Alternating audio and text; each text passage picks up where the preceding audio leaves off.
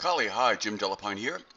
I love what you're doing here. This is fantastic. I want to give you some additional tips, and you had mentioned that you had an issue with the shadow, so I'm going to help you with that. And I note that you do have an adjustment layer here that for hue saturation that covers the entire image. It's not a clipping mask, so let's take a look at that. I see you decrease the saturation overall. You want a certain look, I gather. So I'm going to suggest, well, just as an alternative, okay? So let's do this. I want to hide all of the layers and create a clipping mask. So let's see here. So let's hide the background and the text and the shadow.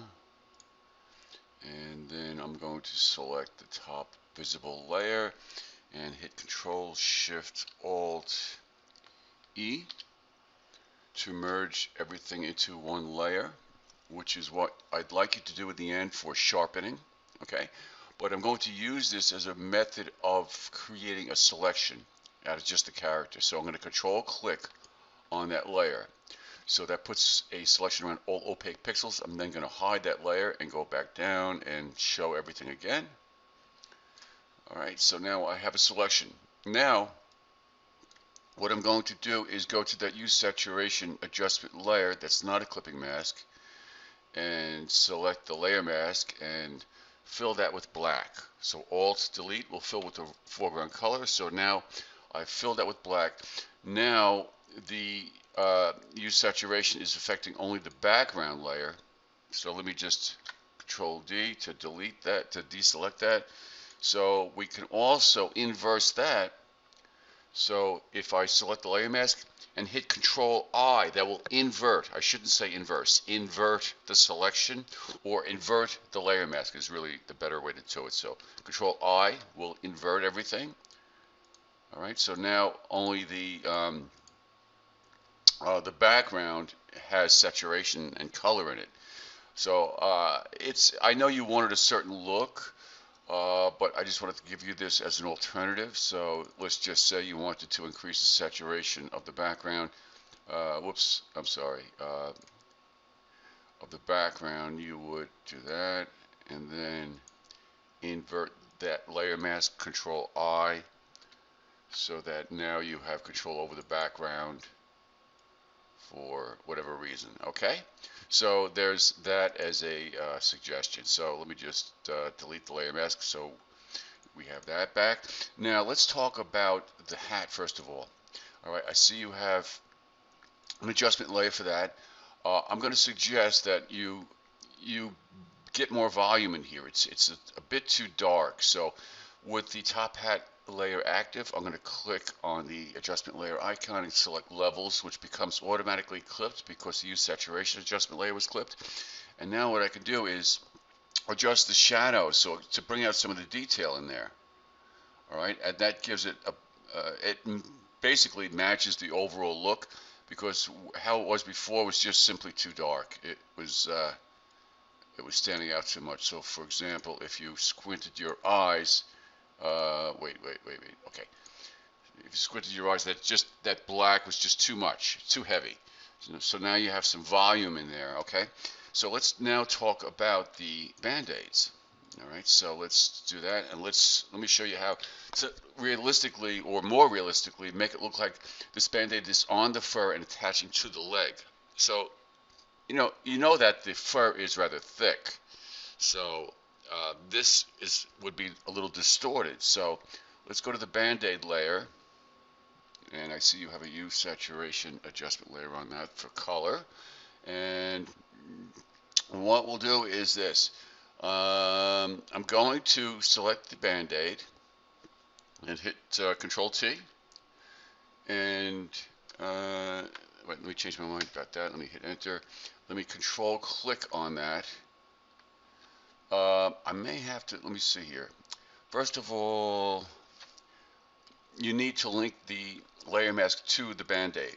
So if I click in between, it's now linked.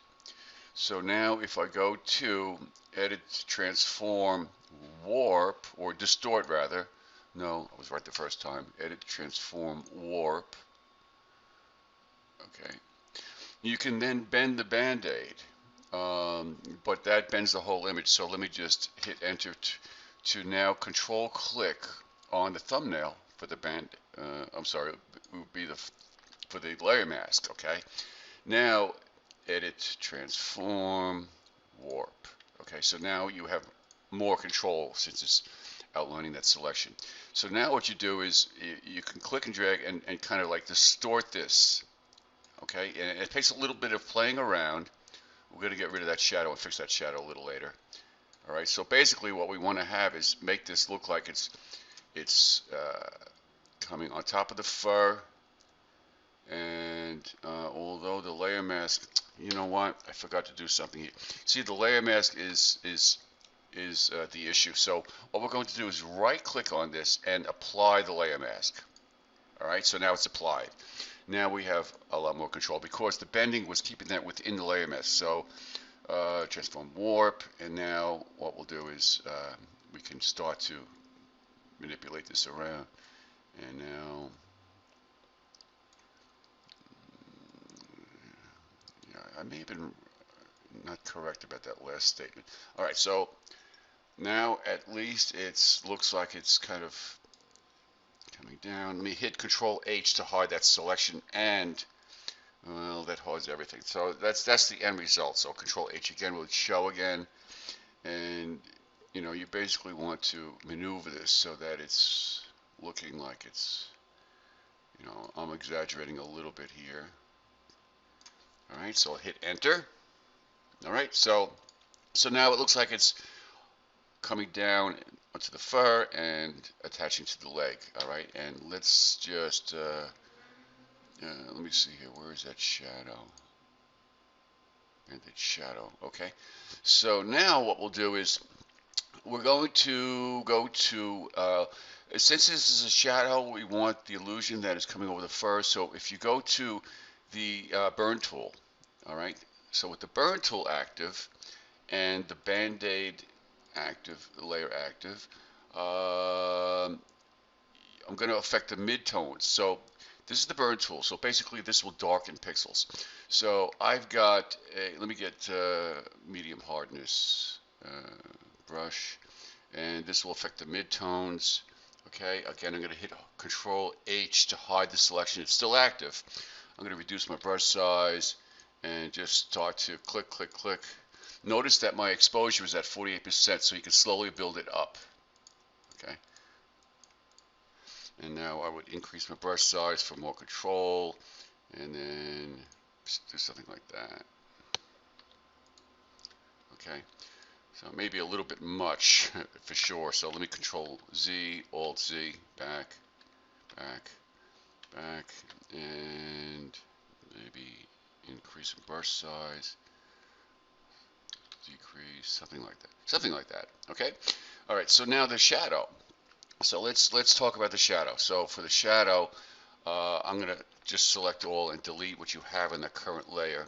So for the shadow, what we'll do is you have the underlying layer here, so I'm going to do this. I'm going to go to my paintbrush tool, make it, I'm going to keep it maybe 25% hardness and decrease the brush size, and I'm going to paint with gray.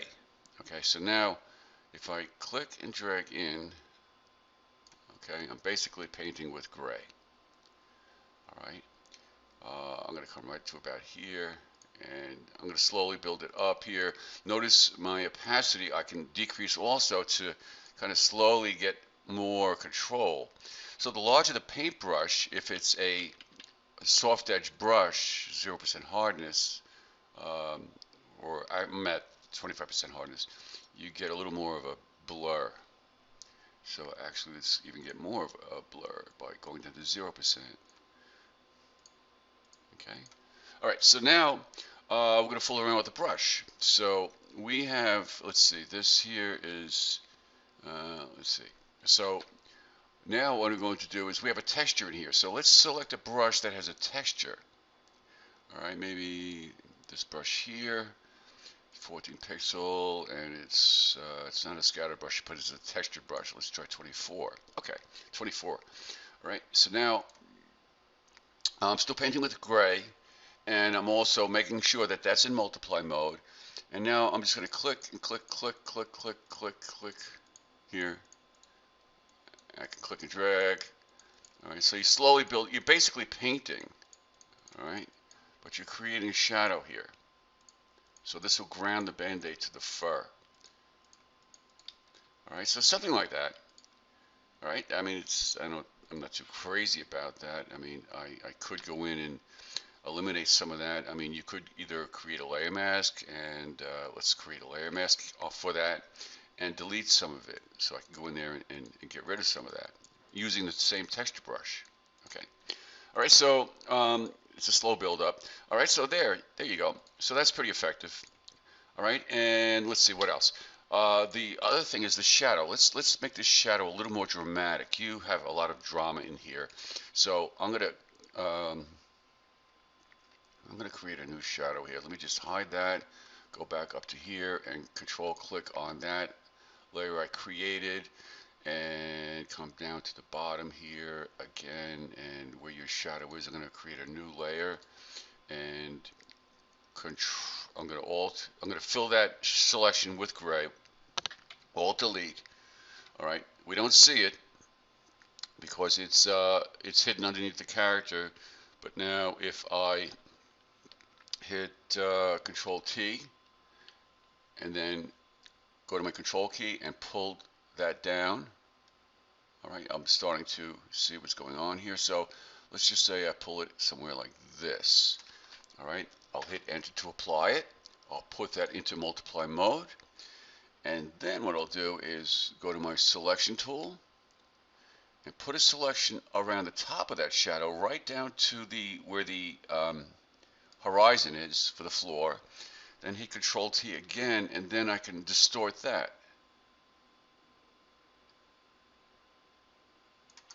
Okay, so hit enter, Control D to deselect, and you have control over that by decreasing the opacity and so on and so forth. So that looks pretty cool. So that will increase the drama and give you some additional tips and tools. Okay, hope that helped. Great job. All right.